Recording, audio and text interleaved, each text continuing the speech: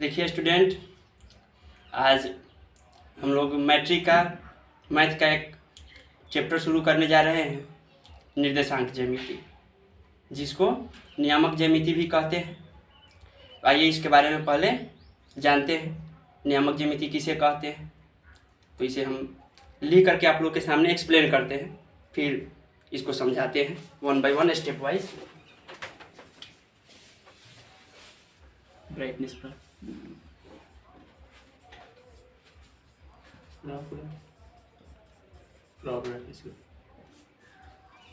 बस रहने।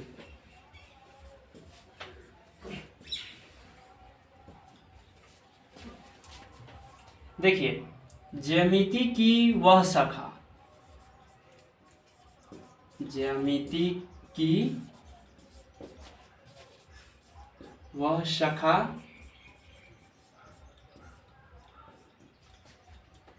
जिसमें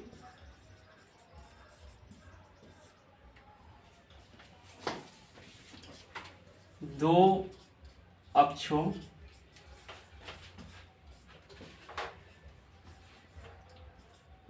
के बारे में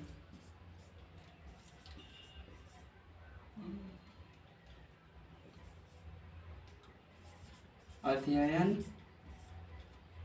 किया जाता है,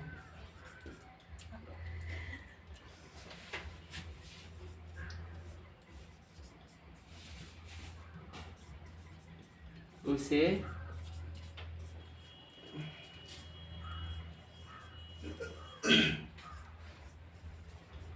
निर्देशांक ज्यामिति या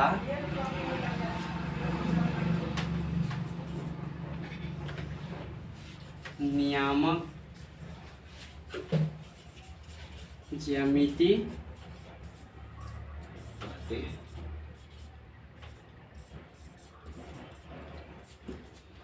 इसमें दो अक्षों से जो घिरा हुआ तल होता है उसे समतल कहते हैं।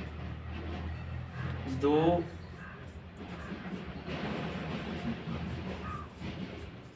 अक्षों से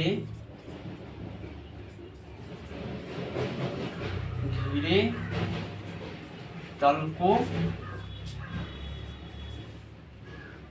समतल कहते हैं।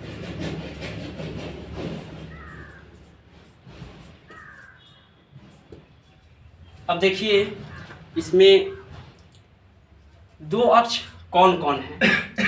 एक अक्ष है क्षैतिज, जिसको हम लोग एक्स अक्ष कहते हैं, और इसे एक्स डैश द्वारा सूचित किया जाता है।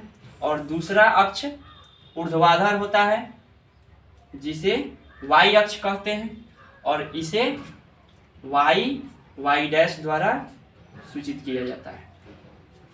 दोनों अक्षों के कटान पर जो बिंदु बनता है इसे मूल बिंदु कहते हैं।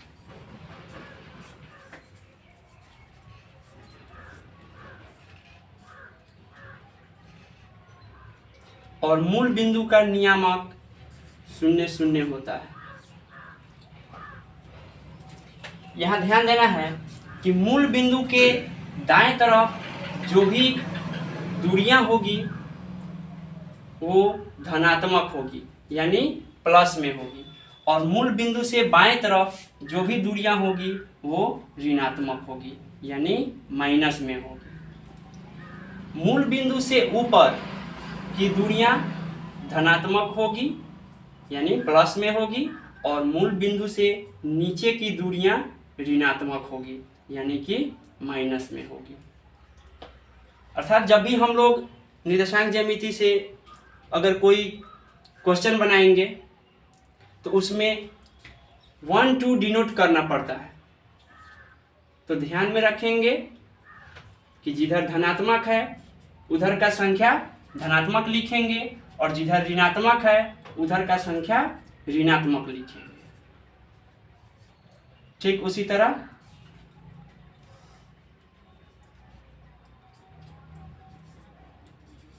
और फिर नीचे ऋणात्मक लिखेंगे। इस तरह से अब देखने को मिल रहा है कि दो अक्षों से यहाँ 4 तल बने हुए हैं। मतलब पहले से एक समतल था और इस 2 अक्षों के द्वारा वो 4 भागों में बट चुका है। अब इसमें से प्रत्येक भाग को अलग अलग नामों से जाना जाता है। जैसे इस भाग को प्रथम पाद,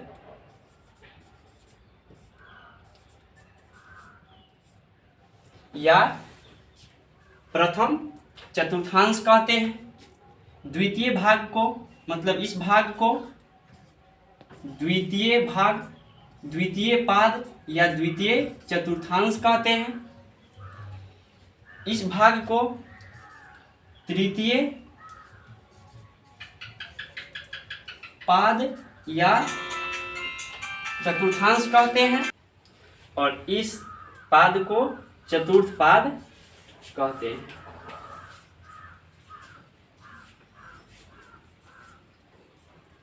अब देखना है कि हर पाद में स्थित बिंदु का चिन्ह, सबसे पहला हम लोग का यही काम रहता है कि किस पाद में कौन सा बिंदु किस चिन्ह के साथ लिखा जाएगा।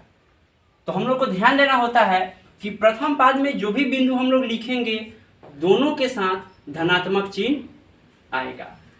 द्वितीय पाद में जो भी बिंदु लिखेंगे उसमें पहला ऋणात्मक और दूसरा धनात्मक होगा।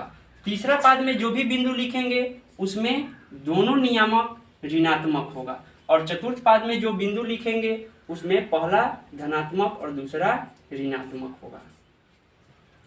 तो इसमें पहला और दूसरा क्या है, तो यहाँ देखने में हम लोग को भी कुछ समझ में नहीं आ रहा है कि इसमें आखिर ये प्लस माइनस माइनस माइनस या कुछ भी जो लिखा जा रहा है ये सब क्या लिखा जा रहा है। तो यहाँ पर जो भी 2 गो हम लोग बिंदु देख रहे हैं, 2 गो चिन्ह देख रहे हैं, ये दोनों चिन्ह एक्स अक्ष और वाई अक्ष से दूरियों को दर्शाने के लिए किसी संख्या के साथ दिया जाता है। जैसे पहला चिन्ह इसमें एक्स अक्ष से एक्स नियामक कहलाता है और दूसरा चिन्ह वाई नियामक कहलाता है। तो एक्स नियामक क्या है, वाई नियामक क्या है। तो एक्स नियामक वाई अक्ष से दूरी तथा वाई नियामक एक्स अक्ष से दूरी होता है। जैसे अगर हम लोग को प्रथम पाद में अगर कहीं कोई बिंदु दिखाई दे, जैसे कि यहाँ पर मान ले कि कोई बिंदु है, तो सबसे पहले हम लोग इस बिंदु का नियामक लिखने के लिए देखते हैं कि एक्स नियामक पहले लिखना है। तो उसके लिए हम लोग वाई अक्ष से जो दूरी है उस दूरी को देखते हैं कि यह बिंदु वाई अक्ष से कितने दूरी पर है। तो हम लोग देख रहे हैं कि वाई अक्ष से शायद 2 यूनिट आगे है, तो इसलिए हम लोग इसका एक्स नियामक 2 लिखेंगे और फिर जब वाई नियामक लिखना है तो एक्स अक्ष से दूरी देखते हैं। तो ये एक्स अक्ष है, एक्स अक्ष से अगर दूरी देख रहे हैं तो ये भी 2 यूनिट है, 2 इकाई है, तो ये भी 2 ही लिखना होगा।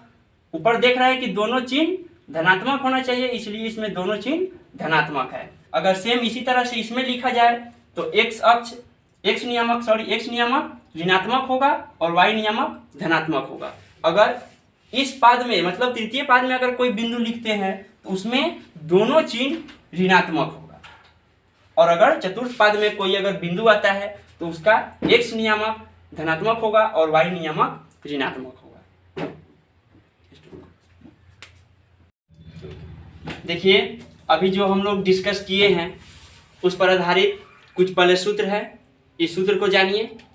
उसके बाद में आप लोग इस सूत्र के सहायता से इस निर्देशांक ज्यामिति का जो फर्स्ट चैप्टर है किसी भी किताब का आप लोग सोल्व कर सकते हैं। उसका पूरा क्वेश्चन एनसीईआरटी का किताब हो, भारती भवन का किताब हो या आर.एस. अग्रवाल का किताब हो, केसी सिन्हा का किताब हो, आलोक पब्लिकेशन हो या लुसेंट हो या कोई भी किताब हो, जितने भी बिहार बोर्ड में पढ़ने लायक जो भी बुक्स होते हैं, उसके सभी प्रश्न आप इस सूत्र के माध्यम से सोल्व कर सकते हैं। तो देखते हैं वो सूत्र कौन सा है। तो आइए वो सूत्र देखते हैं। देखिए, सबसे पहले हम लोगों को इसमें मिलेगा दूरी सूत्र। दूरी सूत्र में दो बिंदु दिया रहता है, जिसमें उस दोनों बिंदु के बीच की दूरी ज्ञात करनी रहती है, अर्थात उस रेखाखंड की लंबाई ज्ञात करनी रहती है जो दो बिंदुओं के बीच घिरा हुआ है या दो बिंदुओं के बीच स्थित है। तो इसके लिए एक सूत्र है जिसको हम लोग दूरी सूत्र कहते हैं। तो दूरी सूत्र से हम लोग उस दोनों बिंदु के बीच की दूरी को AB द्वारा दर्शा देंगे और इसको सूत्र इस तरह से डिफाइन करते हैं, √x1 माइनस x2 का whole square plus y1 minus y2 का होल स्क्वायर। इससे आप लोग दूरी सूत्र से रिलेटेड जितने भी प्रश्न हैं बना सकते हैं। फिर दूसरा एक और उसमें क्वेश्चन आ जाता है, वहां रहता है कि मूल बिंदु से दूरी ज्ञात कीजिए। उस समय हम लोगों को क्वेश्चन और भी आसान हो जाता है, लेकिन अगर ये सूत्र याद न रहे या सूत्र नहीं पढ़े होंगे तो थोड़ा देर के लिए कंफ्यूजन में आ जाते हैं कि कैसे बनेगा न बनेगा, क्योंकि उस समय एक ही बिंदु दिया गया रहता है, दूसरा बिंदु पता नहीं रहता है। तो हम लोगों को ये बात याद रखना होगा कि मूल बिंदु का नियामक हमेशा 0 0 होता है। तो एक बिंदु हम लोग 0 0 रखेंगे और दूसरा बिंदु x y रखेंगे और इस सूत्र का उपयोग करेंगे। मूल बिंदु से दूरी बराबर, जैसे कि मूल बिंदु से दूरी, मूल बिंदु को हमेशा O से सूचित किया जाता है और एक जो बिंदु है उसको मान लिए हम A पर स्थित है, तो OA मतलब कि मूल बिंदु से बिंदु A के बीच की दूरी OA बराबर फॉर्मूला है x² प्लस y²। मतलब जो भी उसके बीच की दूरी होगी इस फॉर्मूला पर रखेंगे, निकल जाएगा। चलिए इस पर रिलेटेड एक उदाहरण को हम लोग बना करके देखते हैं, किस तरह से इसको बनाया जाता है, किस तरह से फॉर्मूला पर इसको बैठाया जाता है। चलिए, हम लोग जैसे अभी बताए थे कि दो बिंदु लीजिए, एक बिंदु का नाम दे दीजिए A और दूसरे बिंदु का नाम दे दीजिए B। एक बिंदु पर एक नियामक को लेकर रख दीजिए, जैसे कि 2 और 3 है, और दूसरे बिंदु पर दूसरे नियामक को लिख दीजिए, जैसे 4 और 1 है। अब देखिए, इसी का दूरी निकालना है, तो अब दूरी सूत्र का उपयोग करते हैं हम लोग। सॉरी, पहले यहाँ हल लिख देना चाहिए। दूरी सूत्र से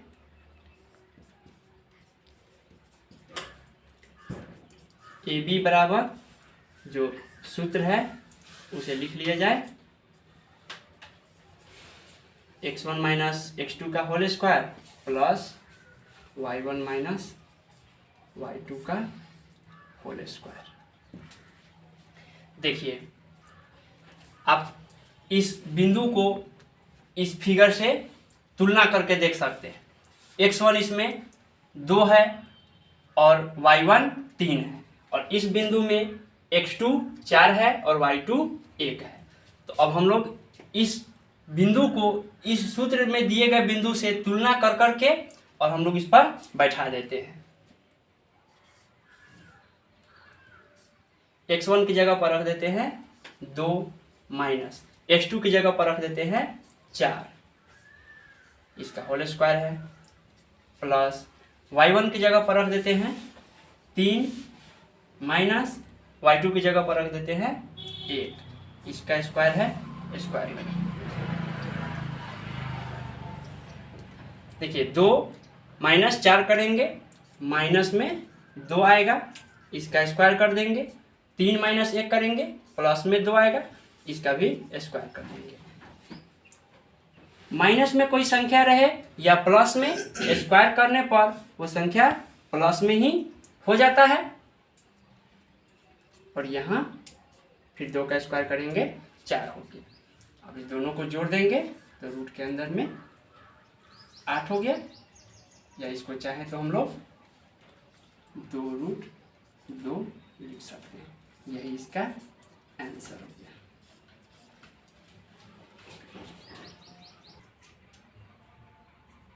देखिए अगले सूत्र पर एक उदाहरण बना करके बताते हैं आप लोगों को।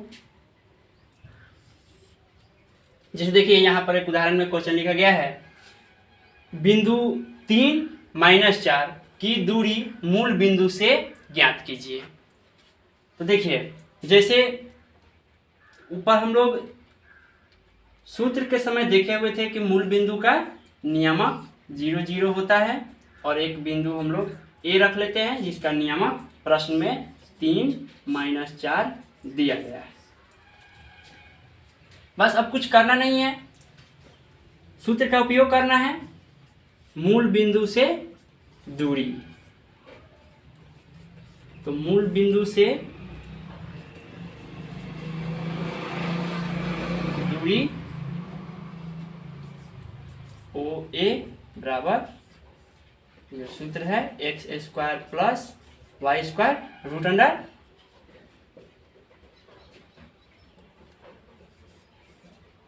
देखिए अब इसमें अगर हम लोग सूत्र के हिसाब से इसको तुलना करें तो x की जगह पर 3 है और y की जगह पर -4 है। तो x की जगह पर हम लोग 3 का स्क्वायर कर देते हैं और y की जगह पर -4 का स्क्वायर कर देते हैं। 3 का स्क्वायर करेंगे तो 9 हो जाएगा, प्लस में हो या माइनस में 4 का स्क्वायर करेंगे 16 हो जाएगा। 16 और 9 का योगफल 25 हो जाएगा और 25 का वर्गमूल निकालेंगे 5 आएगा।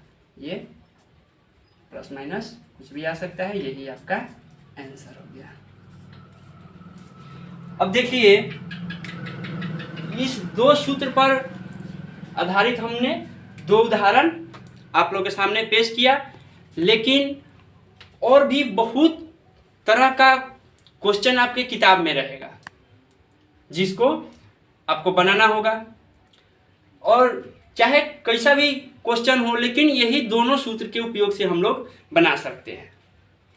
तो हम आप लोग को बता देना चाहते हैं कि किताब में किस तरह का क्वेश्चन दिया गया रहता है। तो देखिए सबसे पहले दिया रहेगा 2-3 बिंदु ऐसे ही दे दिया रहेगा और उसमें कभी कहता है कि एक त्रिभुज है और आपको बताना है कि ये त्रिभुज किस तरह का त्रिभुज है। हो सकता है वो त्रिभुज समकोण हो, समद्विबाहु हो या समबाहु हो या विषमबाहु भी हो सकता है। तो हम लोग क्या करेंगे, सबसे पहले एक त्रिभुज का फोटो बना लेंगे। जैसे हम लोग यहाँ देख सकते हैं, रफ में हम बना दे रहे हैं। एक त्रिभुज का फोटो बना लेंगे, 3 गो बिंदु दिया रहेगा, इस त्रिभुज पर हम लोग 3 बिंदु रख लेंगे और इस तीनों बिंदु पर एक एक जो नियामक दिया रहेगा उस नियामक को रख देंगे और दूरी सूत्र के प्रयोग से तीनों बिंदुओं को लेकर के 2-2 बिंदु के बीच का दूरी निकालेंगे, मतलब कि त्रिभुज के तीनों भुजाओं का लंबाई निकाल लेंगे और लंबाई निकालने के बाद हम लोग उसको तुलना करके देखेंगे कि किस त्रिभुज के किस गुण को ये अनुपालन कर रहा है। हो सकता है कि अगर कहीं त्रिभुज का हम लोग तीनों भुजा का लंबाई निकाले और तीनों का तीनों बराबर हो जाए तो हो सकता है उस तरह से त्रिभुज को हम लोग समबाहु त्रिभुज कहते हैं। हो सकता है कहीं 2 भुजा बराबर हो, तीसरा उससे अलग हो तो समद्विबाहु त्रिभुज हो जाएगा। या अगर हो सकता है कि किसी एक भुजा का वर्ग करने पर शेष 2 भुजाओं के वर्ग करके और उसके योगफल के कहीं बराबर हो जाए तो उस समय त्रिभुज समकोण त्रिभुज कहलाएगा।